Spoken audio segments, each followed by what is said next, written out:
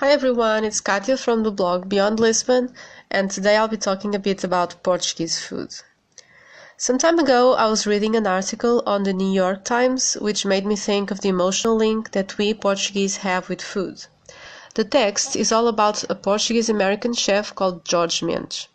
I found it amazing that this man, who runs a Michelin-starred restaurant in Manhattan, can have the same feelings towards Portuguese food that I and so many other people have.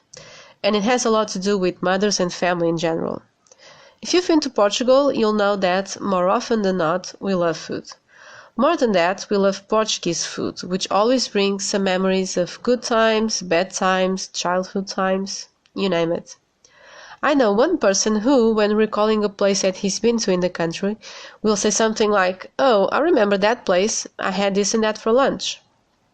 Personally, one of the things I love the most about Portuguese food is that so much of it is made with basic ingredients but can still taste wonderful, and that is something you can only achieve if you have good produce.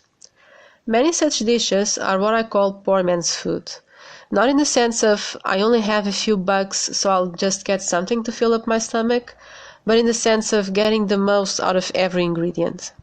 One good example, in my opinion, is the sopa alentejana.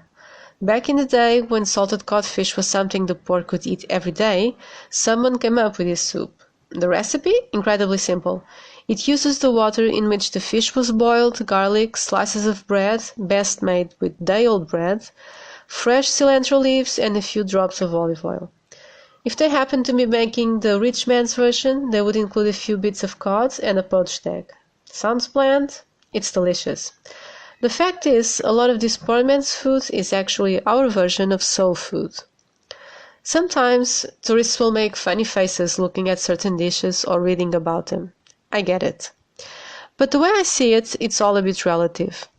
I'm sure it took someone very hungry to think of eating snails, which the French also eat, by the way, but how is that any worse than eating processed food?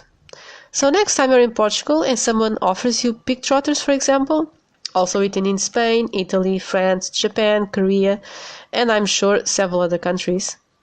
Before you put on your disgusted face, think of what might have taken someone to eat it. And then, order something else from the menu.